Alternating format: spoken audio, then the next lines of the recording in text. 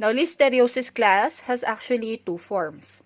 One in which the type of listeriosis which affects the newborn, and then another type of listeriosis which predominates among the adults. Okay?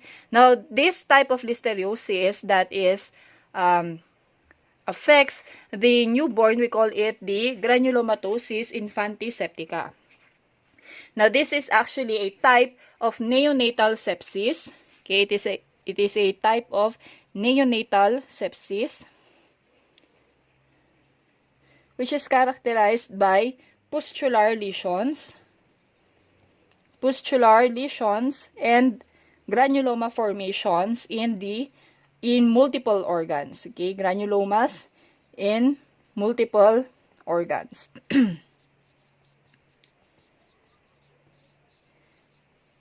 Now, granulomatosis infantiseptica class, it could actually result to death. Okay, this infection, it may occur before or after birth of the newborn. Okay, so bago siya ipanganak, pwedeng stillbirth yan, pagkalabas pa lang. Okay, stillbirth ibig sabihin patay na. And then, if they are lucky enough, they may survive this type of infection. However, later in their adult years, it could actually develop into meningitis. Now, another type of listeriosis, which is predominant among the adults, we call it Listeria Meningoencephalitis. Now, Listeria Meningoencephalitis, it is a type of meningitis among the adults and among the immunocompromised person also. Okay, immunocompromised host. Now, the signs and symptoms include fever, okay, pwede din mag-chills ang patient natin, headache, okay, body pain, abdominal pain, and even diarrhea. Now, for the laboratory diagnosis of this organism, the specimen of choice, okay, our specimen of choice would be, of course, CSF, pwede din blood sample, and even swabs from the lesions. Okay? Now, the most important test for the identification of Listeria monocytogenes is the motility test. Motility test.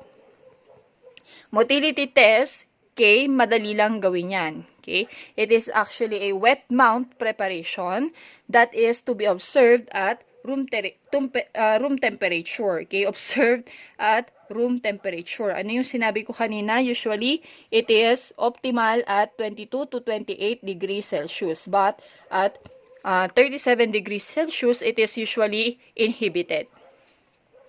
Okay, and then after which you observe for the tumbling motility. And if you do not want to make use of the wet mount preparation, you can also make use of your steam agar, your sulfur indole motility agar. Sulfide indole motility medium. Now, this same agar class, you will have to incubate your sample at 25 degrees Celsius. If you want to demonstrate the tumbling motility of this organism, okay, you incubate it at 25 degrees Celsius, and then you observe for the umbrella-shaped pattern of growth. Umbrella-shaped pattern of their growth. Umbrella shape. And then, sa mga culture media natin, we can make use of blood agar plate, chocolate agar plate, thioglycolate, and we have this, what we call McBride agar. McBride agar is a selective medium for the isolation of Listeria monocytogenes. And then, aside from this one, we can also make use of nalidixic acid agar. Okay, it is actually a selective media also for the isolation of Listeria monocytogenes.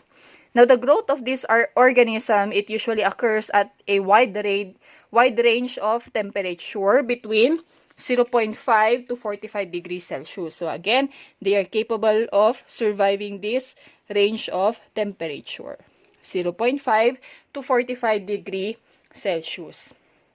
And then, another important notes to remember when it comes to culturing Listeria monocytogenes, it requires slightly increased carbon dioxide. It requires slightly increased carbon dioxide tension. Now, how about the appearance of their colonies? Their colonies appear as small, smooth, translucent, grayish-blue colonies surrounded by a narrow zone of beta hemolysis on BAP. A narrow zone of beta hemolysis on blood agar plate. Now, another important notes to remember, class, that in order to isolate Listeria from placental tissues, let's say placental tissues, okay, kung suspected ng listeriosis yung mga pregnant women natin, if you want to isolate this Listeria, the specimen coming from these tissues, it may be placed in nutrient broth, okay, and then incubated for 4 degrees Celsius. We call this technique cold enrichment technique. We call this technique as cold enrichment technique. Now, you can incubate this sample for several weeks to months to optimally isolate this organism. And then for their biochemical tests, biochemically, they are glucose fermenters. They are glucose fermenters. Ano pa? They are also catalase positive and CAMP positive. Okay? Kung naalala nyo pa yung ating CAMP test. And then aside from this one, they are also Voges-Proskauer.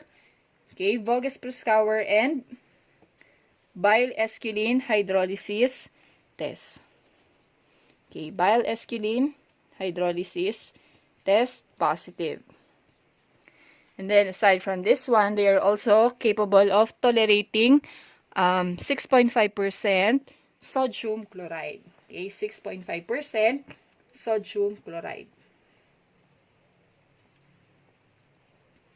Also, aside from this one, important biochemical reactions is that they are H2S negative, okay, nitrate reduction negative, nitrate reduction negative, and lastly, they are urease negative. And then, pahabol lang, class, na important notes to remember regarding your Listeria when it comes to specimen collection, especially among the pregnant females. It is usually done during the 3rd trimester.